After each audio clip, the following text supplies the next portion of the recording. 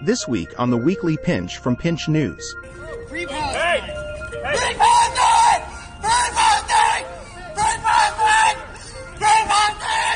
U.S. airman who set himself on fire outside Israeli embassy dies.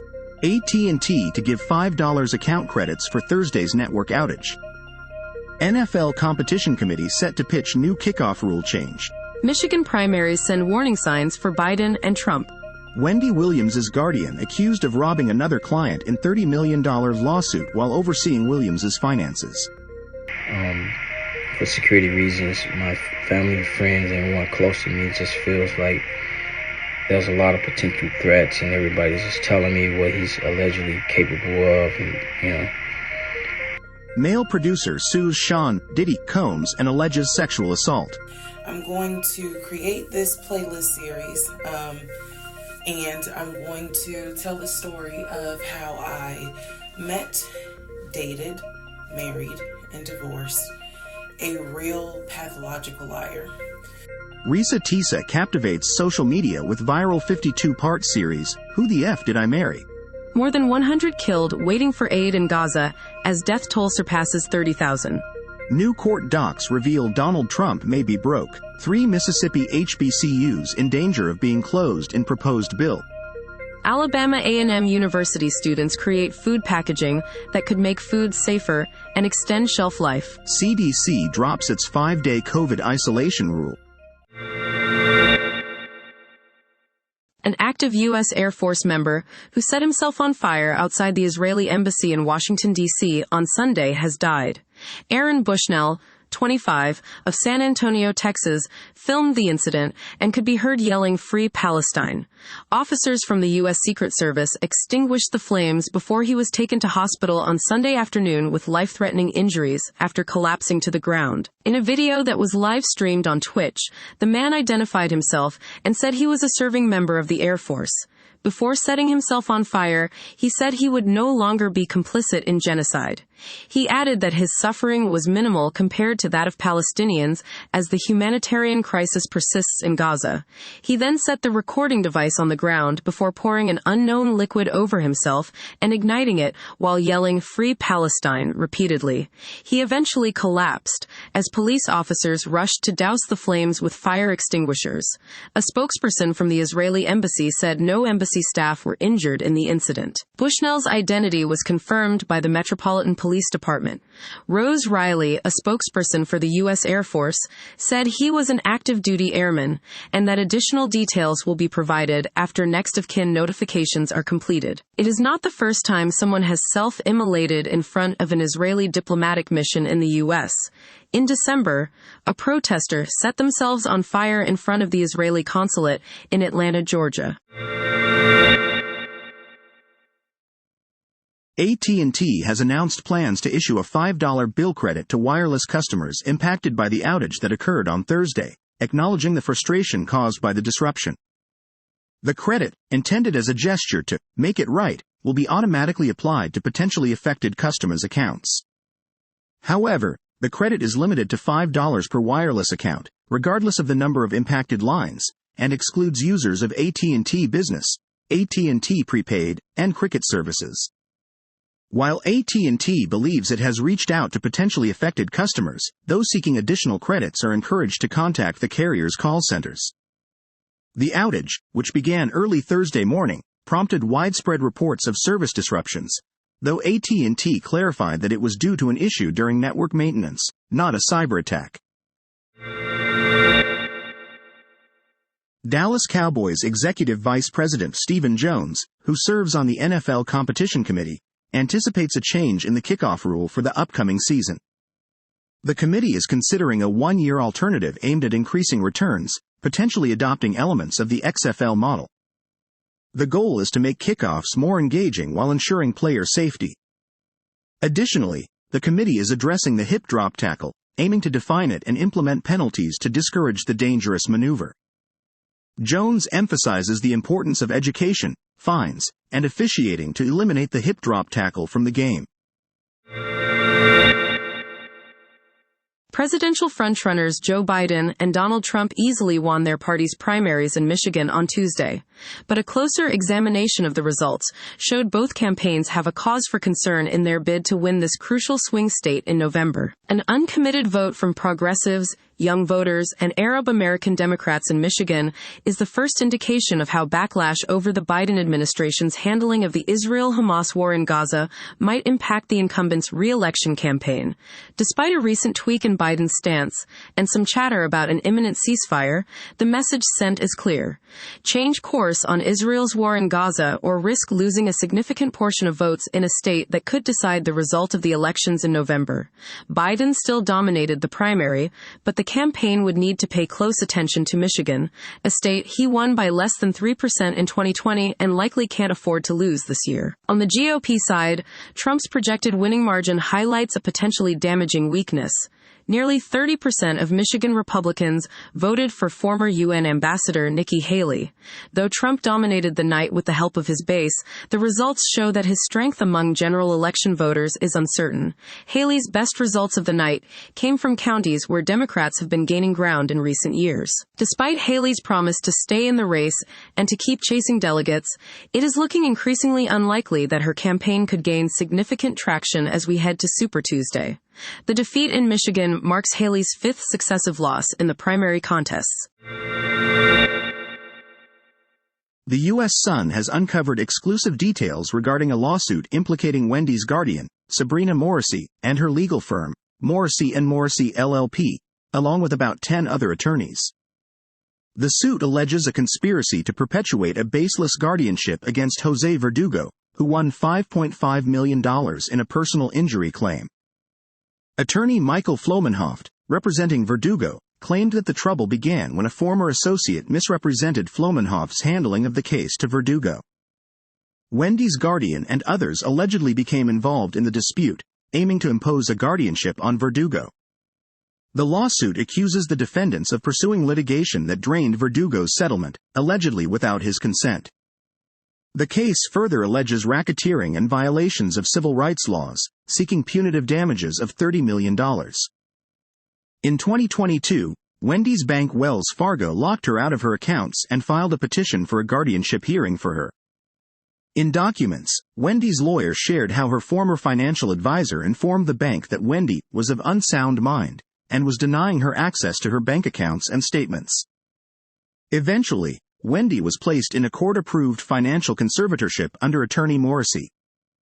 Wendy has executive produced and filmed a major documentary, Where's Wendy Williams?, that was previously premiered on Lifetime.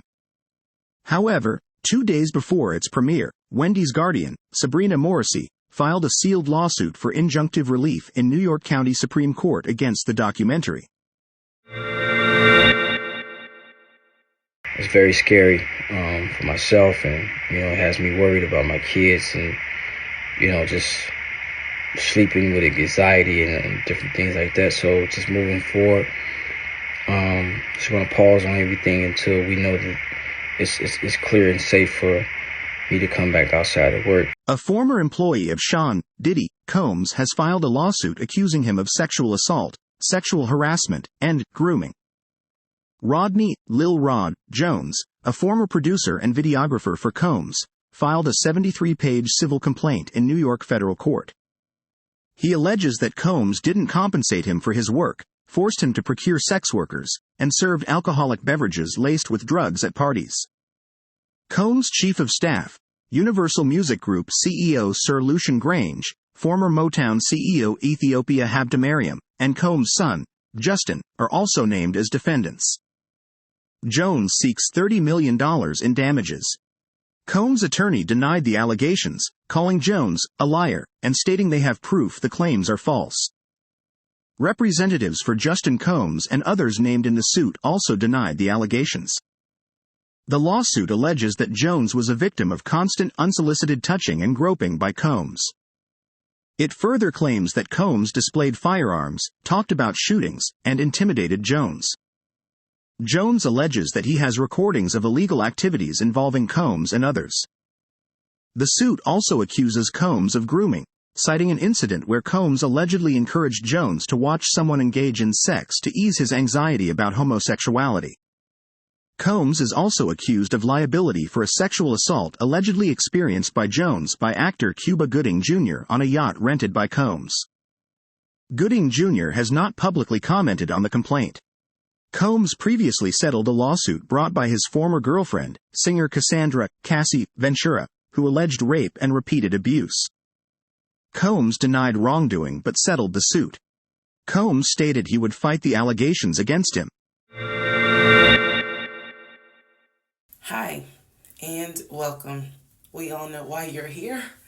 You're here for part of the new series that I'm calling Who the Fuck Did I Marry? The TikTok saga of Reesa Teesa and her ex-husband, Legion, has taken social media by storm, captivating millions with its dramatic twists and turns. Teesa's gripping 52-part series delves into the depths of her tumultuous marriage, revealing alleged deception and scams orchestrated by her former partner. As the story unfolded, Teesa's TikTok account skyrocketed to fame, amassing millions of followers and likes across her content. Despite initial attempts to conceal his identity, social media sleuths swiftly uncovered information suggesting the real identity of Legion, even before he publicly responded to Teesa's allegations. Jerome McCoy emerged as a central figure, claiming to be the infamous Legion, and vehemently denying Teesa's accusations. McCoy's posts on social media, including TikTok, sparked further controversy, with some users questioning the authenticity of his claims. Additionally, other individuals claiming to have knowledge of Legion have surfaced, sharing their own experiences of alleged deceit and mistreatment at his hands. These accounts further corroborate Teesa's narrative, adding layers of complexity to the unfolding saga. Despite the controversy surrounding the identity of Legion, Teesa's videos have garnered widespread attention and engagement, potentially translating into significant monetary returns. Enrolled in TikTok's creativity program Beta, Teesa stands to earn substantial income from her viral content, with estimates ranging from thousands to tens of thousands of dollars per post. At least 104 people were killed as they waited for aid to be delivered in northern Gaza on Thursday. The chaotic incident also left 760 people injured when Israeli Defense Force opened fire as hungry Palestinian civilians gathered around food aid trucks, according to the Palestinian Ministry of Health in Gaza. An Israeli military source said troops opened fire as they believed soldiers were endangered. An IDF statement also said dozens were killed when they were trampled and run over by trucks. It is being reported that Israeli tanks fired on a crowd who had come to get supplies. The Israeli military says it has no knowledge of shelling in the area, and that the incident is under review. The event took place hours before Gaza's health ministry announced that the official death toll surpassed 30,000, of which 21,000 were women and children. Nothing can justify Hamas' deliberate killing, injuring, torturing, and kidnapping of civilians, the use of sexual violence, or the indiscriminate launching of rockets towards Israel, UN Secretary-General Antonio Guterres said in a speech Monday. But nothing justifies the collective punishment of the Palestinian people. Though the U.S. says that a ceasefire may be near, the military campaign seems far from over. Hamas senior member Izzat al-Rishek warned that the killing of people collecting aid from trucks in Gaza could lead to the failure of ongoing talks aiming at the release of hostages and a ceasefire. Negotiations are not an open process, he said in a statement published by the Hamas on Telegram. We will not allow for the pathway of the negotiations to become a cover for the enemy's continued crimes against our people in the Gaza Strip, al-Rishek said. Speculation surrounding Donald Trump's financial situation has resurfaced following a court order to pay a $355 million fine, increasing to a $454 million fine with interest, in his civil fraud case. Despite Trump's claims of having substantial cash reserves, critics question his ability to meet the bond requirement. Trump's legal team proposed a $100 million bond, but the court rejected this offer, insisting on the full amount. While the ruling allows Trump to pursue loans in New York, doubts persist about his financial claims, with some labeling him as broke and a fraud on social media. The Mississippi legislature is considering Senate Bill 2726, which proposes the closure of 3 state universities by 2028. The bill, sponsored by Republican John Polk, leaves the selection of the universities to be closed to the Institutions of Higher Learning, IHL, giving them until June 30, 2025, to make their decision. Factors for consideration include enrollment and degree attainment data, federal aid, tuition rates, economic impact, and the institution's contributions to the state, such as medical services and research. The bill allows for the absorption of programs from closed universities into other state institutions. Notably, 3 historically black universities, Alcorn State, Jackson State, and Mississippi Valley State, could potentially be affected by the legislation. The bill is currently before the Senate's Universities and Colleges Committee and, if passed, will have significant implications for the higher education landscape in Mississippi amidst rising operating costs and declining enrollments. If passed, the bill would go into effect on July 1, 2024. A wave of nationwide food recalls has recently made headlines as dairy products and tahini have made the danger list due to Listeria and Salmonella outbreaks. Alabama A&M University students and Dr. Lamin Kasama's Food Engineering Lab are working on a fantastic breakthrough that could revolutionize food preservation and packaging.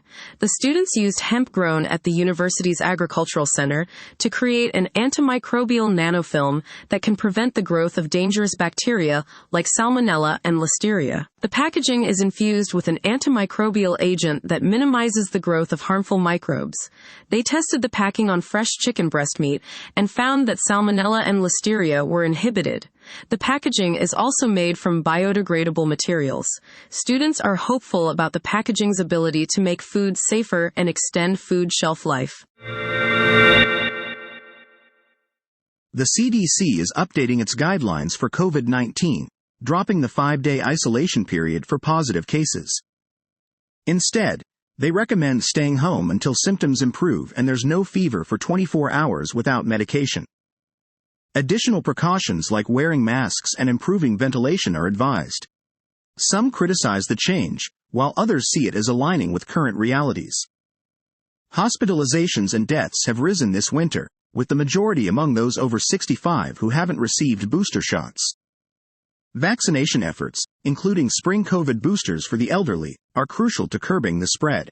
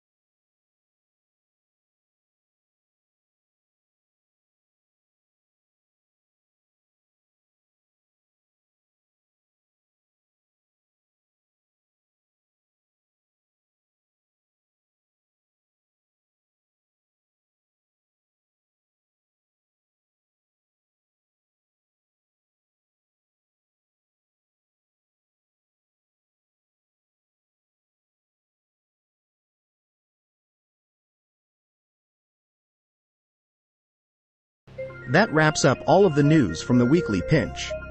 Tune in next week for more. In the meantime, visit us online at www.pinchnews.com.